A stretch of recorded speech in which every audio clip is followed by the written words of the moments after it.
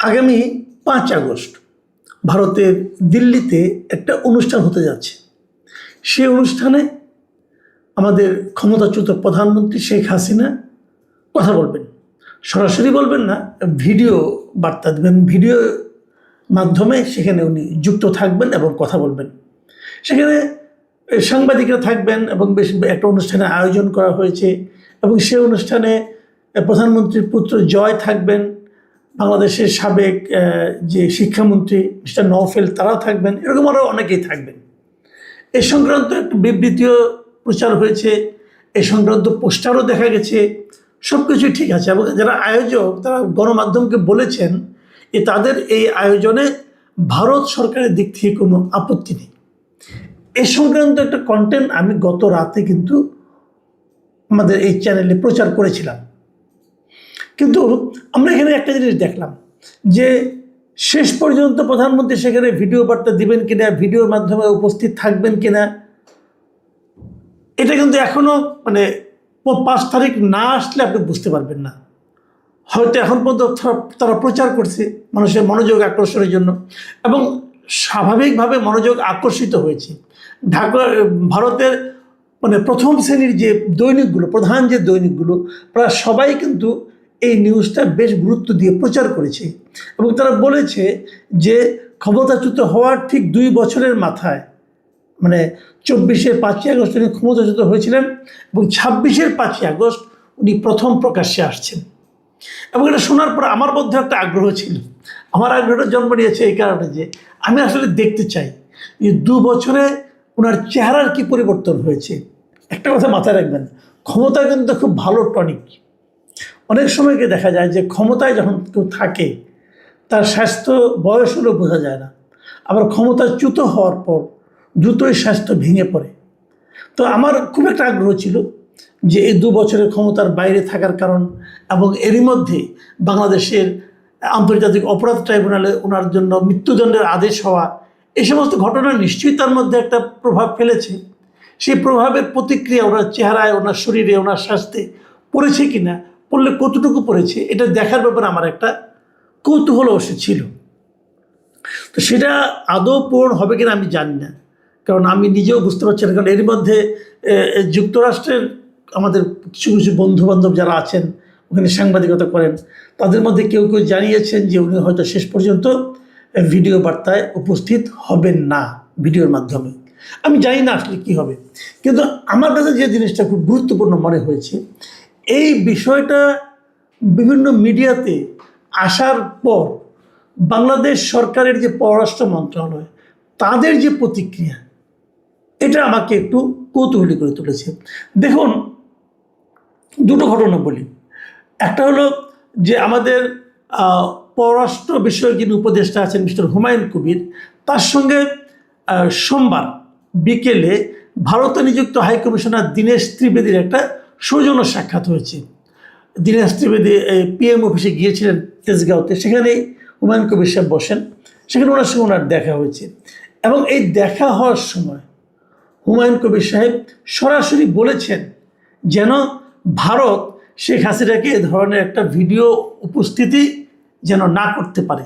উনি কী বলেছেন আমি যদি আপনাদেরকে একটু পড়ে শোনাই তাহলে আপনারা বুঝতে পারবেন।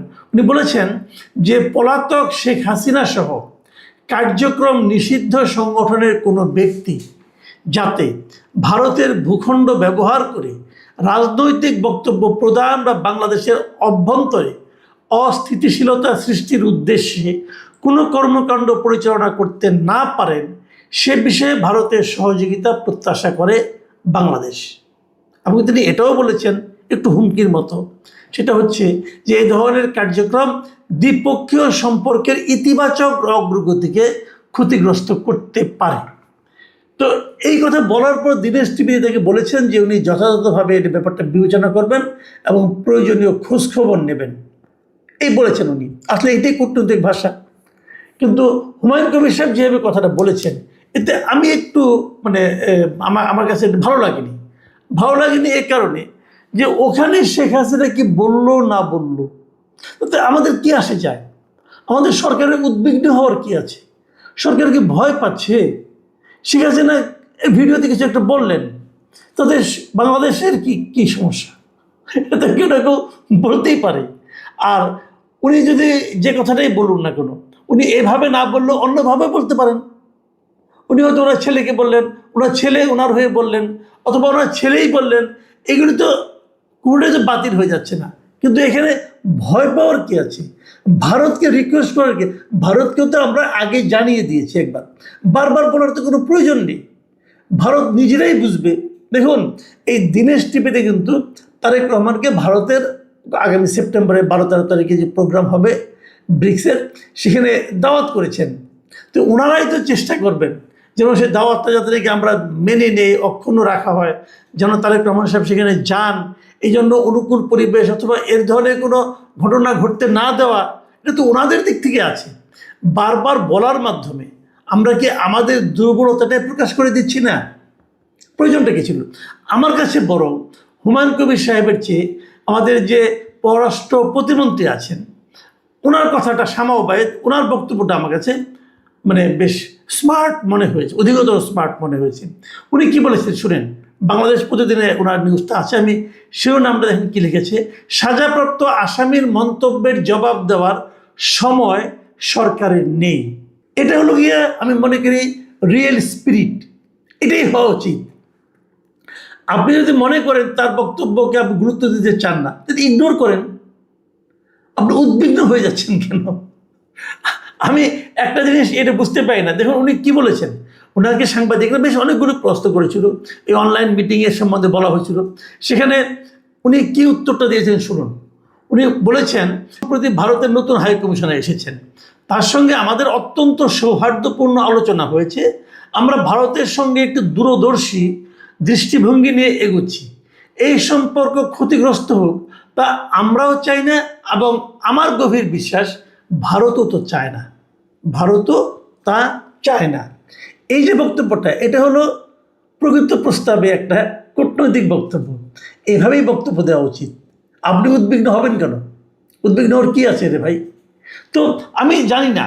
এবং উনি পরে এই কথাটা বলেছেন যে কে কি বলল, মানে এই বিষয়টা নিয়ে আমাদের ওখানে কে কথাই বললো না বললো, এটা নিয়ে আমাদের কোনো কিছু বলার নাই।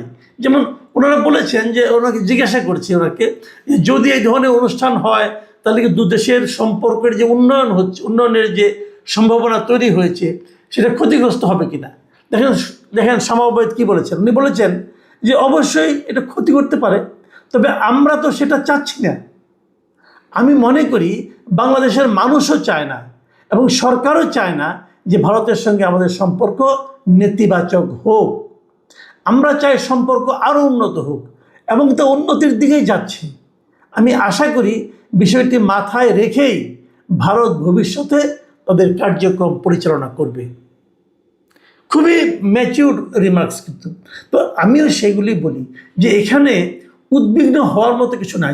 আপনি যত উদ্বিগ্ন হবেন তত কিন্তু উদ্বেগ আপনাকে পেয়ে বসবে। মাথায় রাখবেন, এখন কিন্তু অনলাইনের যুগ রে ভাই। এবং আমি তো এটাও মনে করি যে শেখ হাসিনার বক্তব্য এদেশে প্রচার করা যাবে না বলে যে নিষেধাজ্ঞা আদালতের আছে, আমার কাছে ওটাও গ্রহণযোগ্য মনে হয় না। কেন আপনি তার কথা প্রচার করতে দিবেন না? তার কথা প্রচার করতে না দেওয়ার আপনার যে আদেশ, এই আদেশ কি বাস্তবায়িত হচ্ছে? সবাই তো প্রচার করতেছে। তো যে আদেশ কেউ বাস্তবায়ন করে না, যে আদেশ কেউ মানে না, সেটা দেওয়ার মাধ্যমে আপনার অবস্থানটা যে মানুষের কাছে হাস্যকর হয়ে যায়।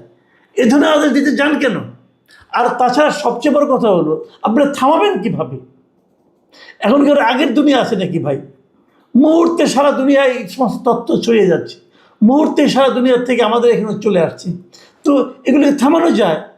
নিতান্ত যাদের অনলাইন সম্পর্কে কোনো ধারণা নাই, কেবল তাদের পক্ষেই এ ধরনের প্রাগৈতিহাসিক সিদ্ধান্ত দেওয়া সম্ভব। এছাড়া আর কেউ দিবে না এই ধরনের। আমার মানে ব্যাপারটা হলো এরকম, আপনি কথা বলতে দেন, যার যা ইচ্ছে বলুক। ওগুলো বললেই মহাভারত অশুদ্ধ হয় না, ওগুলো বললে আকাশ মানে মানে ভবনের ছাদ ভেঙে মাথার উপর পড়ে না। বরঞ্চ তারা যত বেশি বলবে, সেগুলো নিয়ে মানুষ তত বেশি আলোচনা করবে, মানুষ ভুল ভ্রান্তি ধরতে পারবে। কিন্তু যখন আপনি কথা বলতে না দিবেন, তখন হবে কি, মানুষ ভাববে যে কেন সরকার ভয় পাচ্ছে, তাহলে উনি এমন কি বলবেন যেটা বললে পরে সরকারের ভিত নড়ে যাবে। মানুষ কিন্তু এভাবে কল্পনা করবে। আমি মনে করি যে মানুষের বোঝার ক্ষমতাটা প্রতি আপনাদের একটা শ্রদ্ধাবোধ থাকা উচিত। যে যা বলার তাকে তার মতো করে বলতে দেন, যার যা রাজনীতি তাকে করতে দেন, মানুষকে সিদ্ধান্ত নিতে দেন। মানুষ জানে কি সিদ্ধান্ত নিতে হবে। জনগণের এই সিদ্ধান্ত নেওয়ার যে ক্ষমতা, এটার প্রতি আপনাদের যদি আস্থা কমে যায় তাহলে বুঝবেন আপনার সিংহাসন এমনিই নড়বড় করতে থাকবে। জনগণের উপর আস্থা রাখুন। যদি জনগণের সরকার হতে চান, জনগণের উপর আস্থা রাখুন, আর জনগণের মন জয়ের চেষ্টা করুন। প্রতিপক্ষের বদনাম করে মন জয় করা যায় না, নিজের কাজ কর্ম দিয়ে মন জয় করা যায়। এই যে এখন সারা দেশে মানুষের মধ্যে যে হাহাকার তৈরি হয়েছে দ্রব্যমূল্য নিয়ে, জ্বালানি নিয়ে, গ্যাস নিয়ে, বিদ্যুৎ নিয়ে, এই যে একটা হাহাকার, মানুষের মধ্যে হাহাকার এবং সেই সঙ্গে বিরক্তি, এটা দূর করার চেষ্টা করেন। এটা যদি দূর করতে না পারেন, মানুষ ঘুরে ফিরে কিন্তু অতীতের দিকেই যাবে। এটাই নিয়ম, এটাই রাজনীতি। প্রিয় দর্শক, এখন এ পর্যন্তই। আল্লাহ হাফেজ।